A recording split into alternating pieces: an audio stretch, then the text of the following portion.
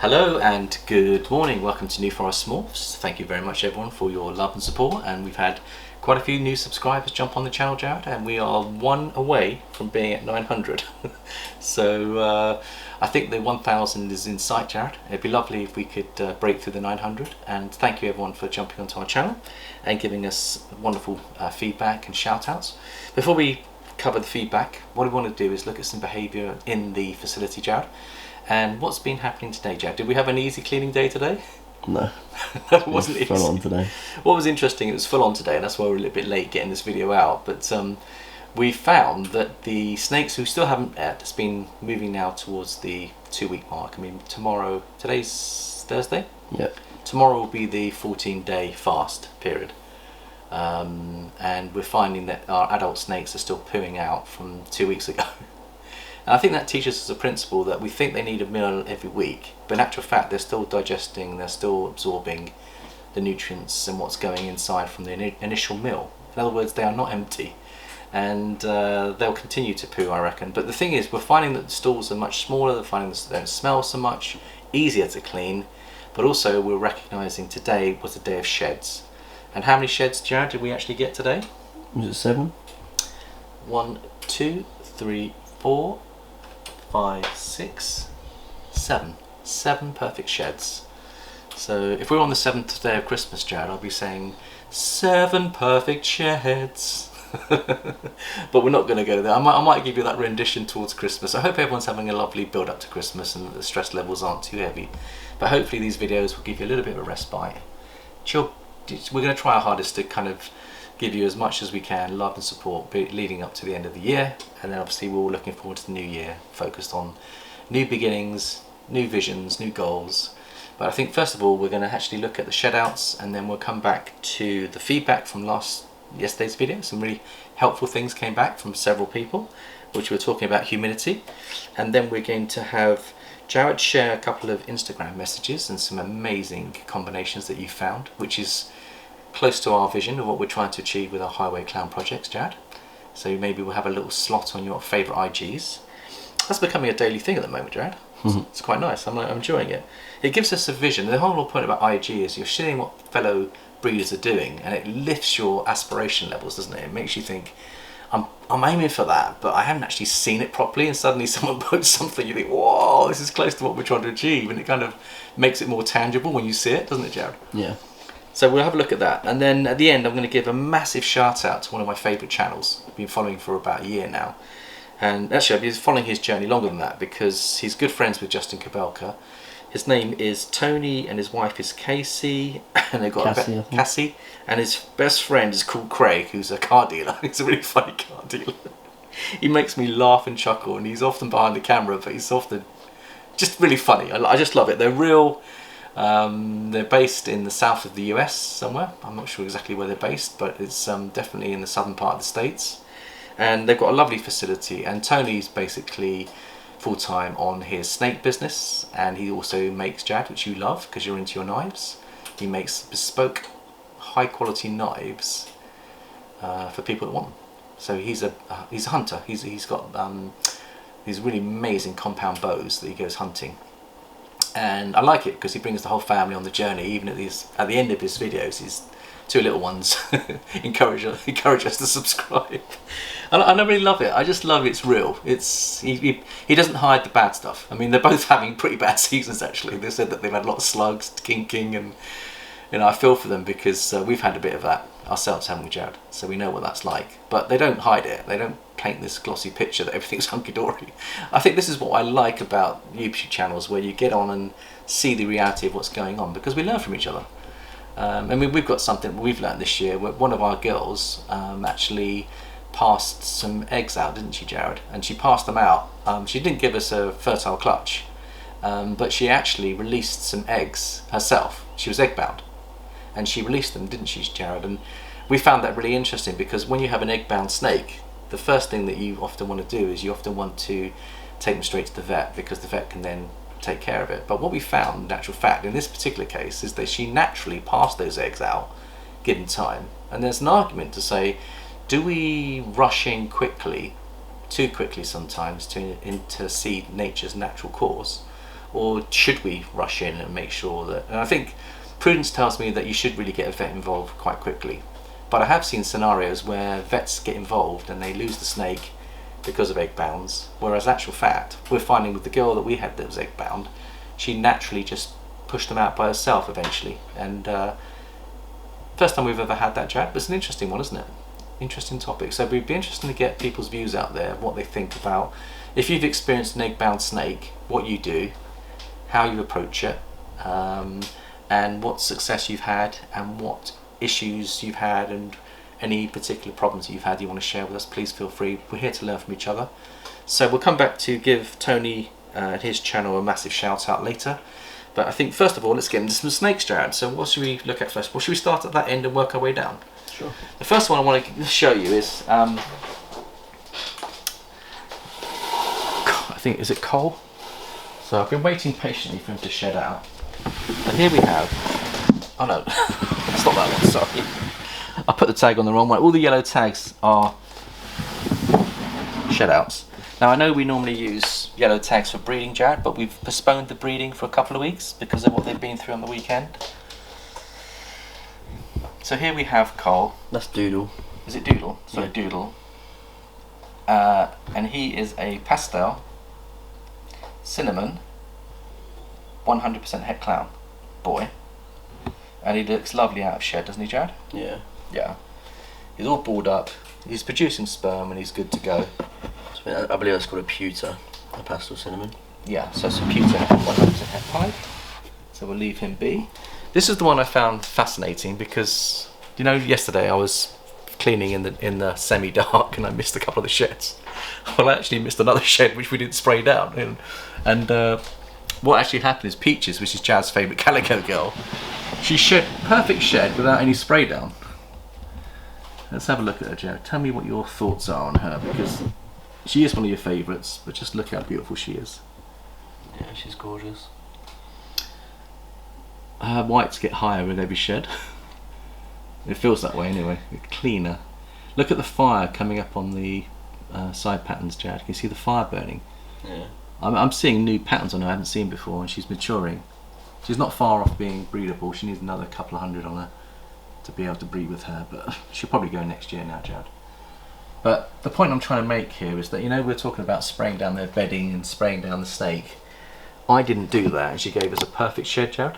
Yeah. So it kind of begs the question that humidity isn't always the reason why your snake doesn't do a perfect shed. There are other reasons that snakes may not be shedding correctly. And it may be that your humidity is right. There may be an underlying medical issue in your snake that's causing the shedding problem, not necessarily the humidity. So there's two of those we're showing. Now the next one over here is the Starburst. Now Starburst is our Mojave Ultramel girl, and she's beautiful. Perfect shed again. Let's have a look at her. She'll go next year, I think, Jared. But there she is. Isn't she beautiful?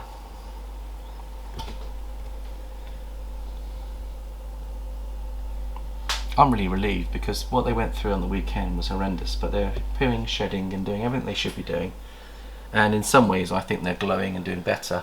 I think this 2-week fast is giving them a clean out is basically what I think is going on here, and I think I really wish I did it earlier. And we had our delivery of food yesterday. Our new freezer is now working. Should we just show them? We'll come back to a couple more snakes. Let's just show everyone our new freezing facilities. So over here we've got 2 freezers now. Now my philosophy is back up for backup. And when I open this door, the cold air comes out quite. But Jared, you set up all the new food. Have a quick look in there and see what we've got. And we've got the capacity to take on board more here, haven't we? So yeah, we always felt that we couldn't really. We run out of space on the other freezer, and what this does, it just gives us a little bit more wiggle room and leeway, doesn't it? Yeah. You see it kicking in.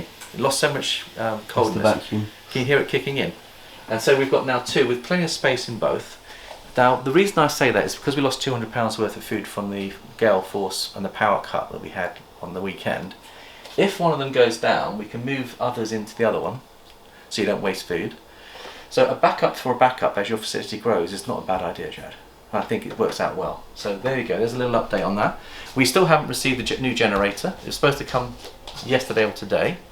So what we've decided to do is we've decided not to feed our hatchlings until next week. Now you might say, oh, that's crazy, why not feed them now? Now the reason why Jared and I have decided not to feed them is twofold. Number one, if we get another gale hit us and they're full of food and we end up with power issues again, they're going to struggle to bounce back with food in their tummies.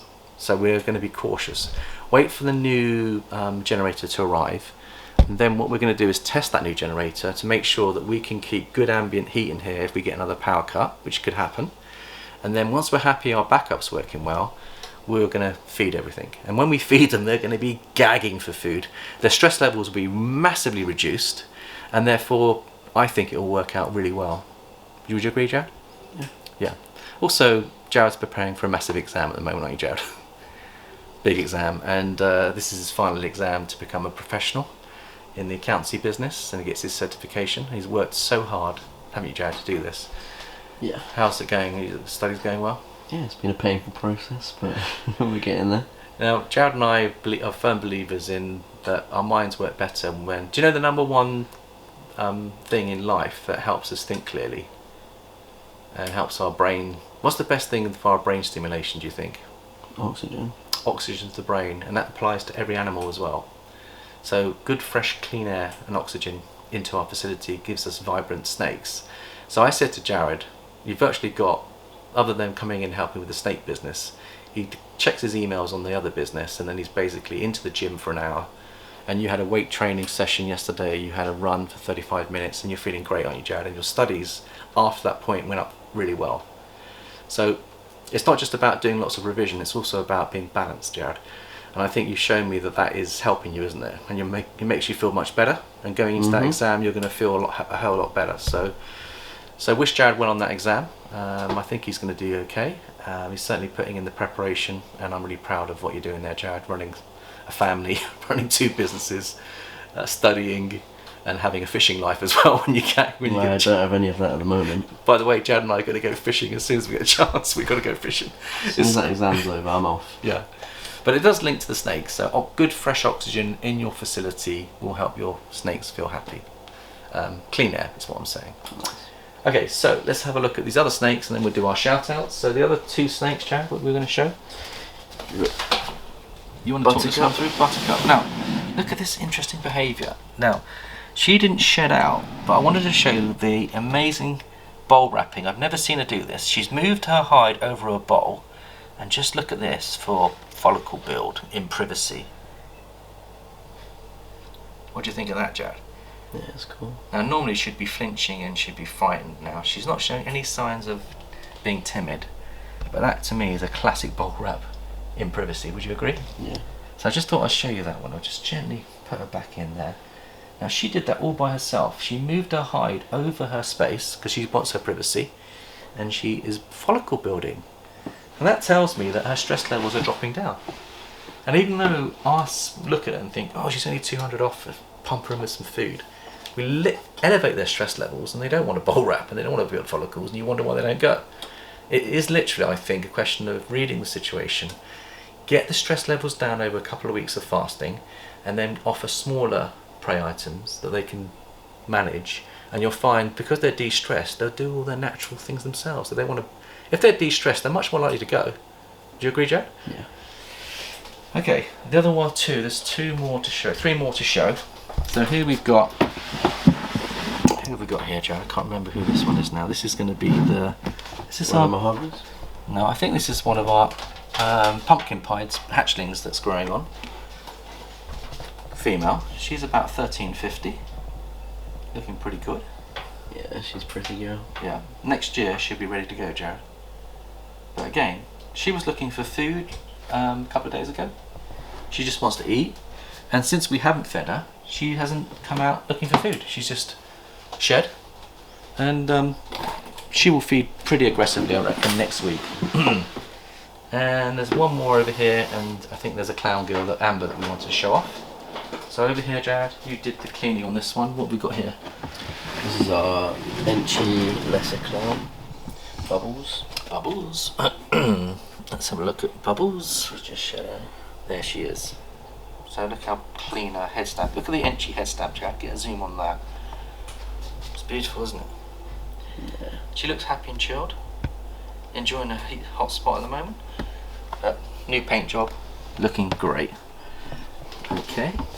And then the last one, Jared, is Amber. Do you want to show off Amber? Yep. Now, we've had her 3 years, haven't we, Jared? Nearly 3 years. She has yet to give us a clutch, and we just desperately would want this year. We'd love it if she would give us a clutch. I'm just going to see if she's okay. Yeah, she's okay. There she is, Jared. She's about 2.1 kilograms. So she's got the size. And I think she's got follicle build. We checked that she's got about I think about 2 weeks ago, she's got almost 10mm follicles. So we're very hopeful that she'll go for us, but fingers crossed on that one, guys. Right, Jared, so that's all the snake behaviour. Let's have a look at your Instagram messages, Jared. See what's going on the Instagram front. Well, just 2 pictures that I saw when I was going through. Yeah. And I thought they were absolutely amazing. And they're both from a person called Golden Boy Reptiles. Here's the first one. We can get it to go. So this is a leopard highway clown. And highway clowns are one of the things that I'm most interested in hitting. And we've got a girl that produced this for us, plus a couple more genes in there as well. So that's a very exciting project. Think about that, plus Orange Dream and Yellow Belly. And pastel. And Pastel. So 3 more genes in that, Jared, which are all... Well, this is Yellow Belly. Oh, there's Yellow Belly in there, isn't there? Of course, 2 more genes. So Orange Dream plus Pastel in there. Yeah. What's that going to do to that, do you think? It's going to go through the roof. Hopefully we'll find out and tell everyone. And the other one that I saw was this one here. And this is a single gene bongo clown. I thought it was absolutely amazing. There you go. Bongo clown. Yeah. And I just thought they were worthy of a shout out today. Thank you, Jared. So we've got a bongo 66% het clown girl that'll be ready next year. If she proves out, Jared, we put a clown to her. We could get bongo clowns. Are they lovely or what? Yeah, they are. If you look at what a bongo looks like without the clown, you think, oh, pretty basic. But look what it does to the clown. I mean, it's just amazing, Jack. Can you want to just show what she looks like without the clown? Where is she? She's over there, I think. NASA. Let's get around and just see what she's looking like. So there's your bongo without the visual clown influence. So let's have a little look and see what she looks like. Now the bongo, Jared, can you see the upside down drums here? These are bongo drums that you get in Africa. And when I went to Africa game fishing, I brought my daughter Bethany back a set of bongo drums, which I might bring out for Christmas and maybe give you guys a rendition with my didgeridoo. I've got a great big didgeridoo. I love my musical instruments. I can't play them, but I do like them. By the way, he is actually referring to a real didgeridoo. This isn't a euphemism. What is a didgeridoo, Jared? No, your didgeridoo is your musical instrument that you have. Yeah. Yeah. Okay, fine. So anyway, I've got a big didgeridoo which I can blow, but it doesn't sound very good. It sounds like Southampton docks, you know, when you've got the boats going out. Southampton docks. You know, they blow their horns. My didgeridoo is like, it'll make you feel like you're in Southampton docks having a bit of fun. But no, I might just get out some musical instruments for Christmas just to give you a little bit of fun. I might even bring out my bells, because I do wear bells, and Father Christmas might visit during Christmas as well. You might even see an appearance. Even Star Wars might come. Star Wars normally comes out during Christmas, and all the I'm going on holiday. all the different. I don't think Macho Libro will be making an appearance though. Although he's probably in good shape at the moment. No, we've had a bit of fun on our channel, don't we, Jared? Last year. And, you have fun at my expense. But we might bring out a few personalities and characters. And Adam sent you a message, didn't he, at Proper Balls? He says, could you ask your dad to send me your logo? Which we're going to do that, Adam. But he also said, send me a list of topics that you want to discuss on the live chat on Tuesday night. And I'm thinking, there's a hell of a lot that we could talk about. But I'm not going to rush back and give Adam a full list, because I want to think about it and really... I want to think about ethics. I want to think about... There's a lot of things I really want to think about. I know he's talked about scamming and the issues with scamming. So I want the discussion to go really topical. Not overly controversial, but I think sometimes throwing a question like the question we put out today about egg bound could be controversial to some people, but I think if you take people, professional people that think things through carefully, don't argue over these things, they have a decent debate and respect each other's views, and then out of that comes an adjustment, which leads me nicely on to Hamlin, because Hamlin totally agrees with you, Jared, in yesterday's video. You're good.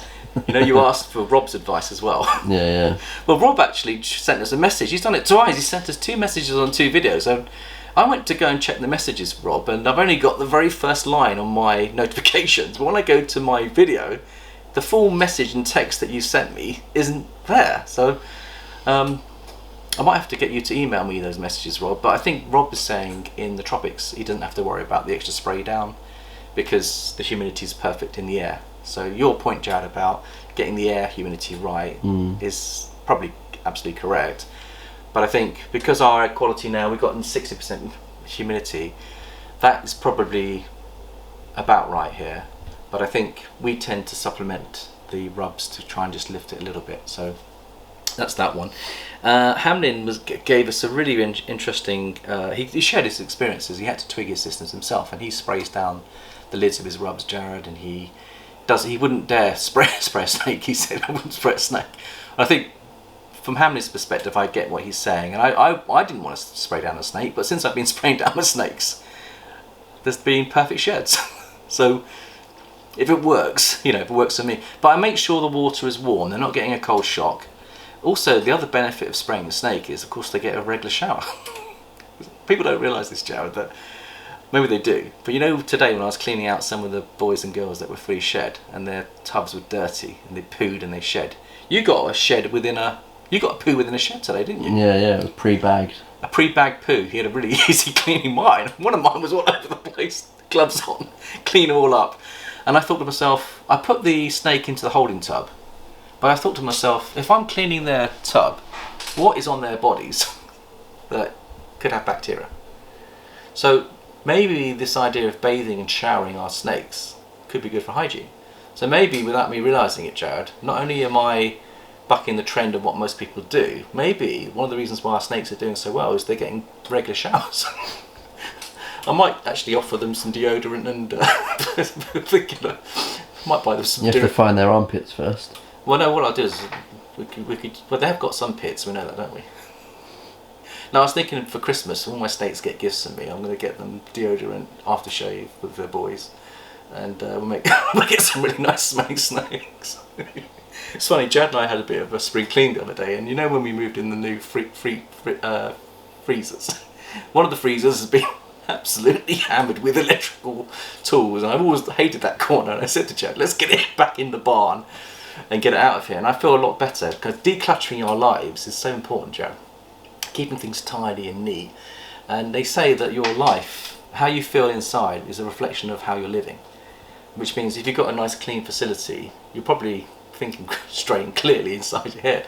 If you've got a really messy facility, you probably need some help with what's going on inside, because I think our outward environment is a reflection of our inward feeling, which is a thought for the day, if you like. But we can gently improve things, and we gently don't have to go blitz the whole room, but you do feel good when you're living in a clean bedroom. You do feel good when you're living in a clean house. And the snakes and I feel good when this facility is decluttered and organised. It's just part of good housekeeping, really.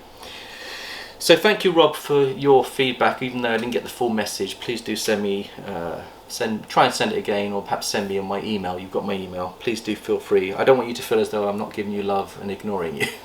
It's not because I want to, it's because I literally can't find the message. Jeff Moore, Waltzy Balls and Patrick also send love. They really enjoyed the video, and Ben just loved the shout out yesterday. He was really appreciative, and he put a little snippet in there, and he said what he's going to do. I think Ben was saying on his message, he said that BG Pythons, that's Ben, he said thanks for the shout out. He's got a new GTP and Emerald rack design coming, which I'm looking forward to. And he was a rack design. Nice. For green tree pythons and emeralds. And I really think that he's worth keeping an eye on, because if you want to get some futuristic looking equipment and you want to connect with Ben, he will take us on a journey of what's out there, and Yeah, I like it. He thinks outside the rack or outside the box. Sorry, it's a pretty bad pun, that one, isn't it, Joe? Dad joke's coming in for Christmas. Sorry, everyone. Okay, we've got time. I said I'd give Tony and Cassey and Craig a shout out. Let's do it. We've got a couple of minutes, and they're worthy of a shout out for sure. And here's the channel, Jared. Now you'll be pleased to know I cleaned my iPad because I noticed it smudged a little bit, so the quality of the images will be a lot crisper. So first of all, I want you to just zoom in on Tony's logo. Hardwired Exotics. I like the logo. Do you like it, Joe? Yeah, it's nice. If you look at the detail, there's a lot of inner meaning in that logo. Value systems and strength. And I think I like it. I think there's an air of spirituality about his channel and spiritual strength, which suits me because I'm a very spiritual person, and I think Tony comes from a background where I think he's raised as a Christian, maybe. I'm not exactly sure of his religious faith, but I do think that he's a loving, caring father, and he serves the community, and I like that. Craig is funny. He's a salesman. He's a car salesman, but he's incredibly funny. I mean, they're a great double act. And of course, Cassey comes in and does most of the filming and editing for them. But he's just moved his snakes, and go check out his videos. You can see the videos he's put on there, Jared. Is there anything on there that takes your fancy? Zoom in, I can't really see it. He gave us a shout out, by the way. So thank you, Tony. He gave us a shout out on his latest video here. So, which is Q&As. Yeah, and as a result, we've got some extra subscribers. So we'd like to thank Tony's subscribers for jumping onto our channel, and hopefully go jump onto his channel. Let's give an example. He specialises, this is one of his top genes, and I think I found out about Tony through Justin Kabelka. Justin invited Tony over to do a deal on some snakes. Tony had, before everyone else jumped into this, he was a blackhead fan many years ago. And I've studied Tony's journey. He started off with a couple of snakes and a Viv that bred for him when he didn't realise he ate some eggs one day and he got him into ball pythons. It's a very interesting backstory because he shares it on Justin's channel.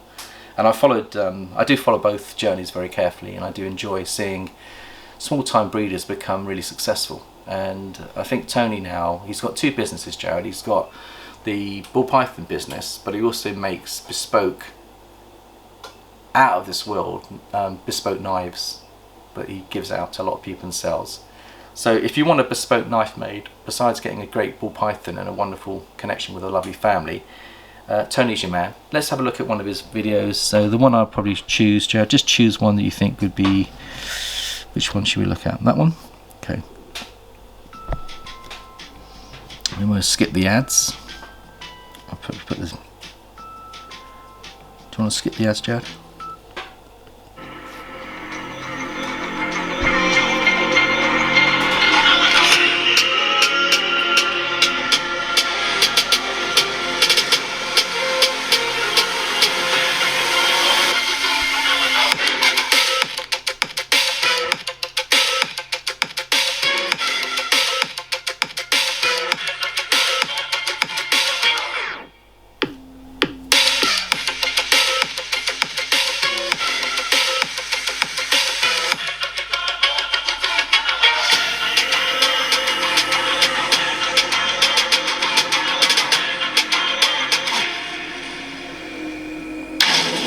My name is Tony Thomas, and you're watching Hardwired Exotics on YouTube. What's going on? So, What's up? got some bad news. Yeah, I'm gonna be on this side of the camera for this. I don't want to cry in front of everybody. So, Craig had a not so good clutch again. So this is probably one of the worst years that Craig has ever had, which happens to be his second year. Second year. I'm not really sure what's going on. Unfortunately, it just happens, and I want to bring this point up before we get into looking at these snakes. I hear a lot of people about they want to do this full time. You know, I want to breed snakes full time. I want to breed animals full time. I want to breed reptiles full time. I want it to be my job.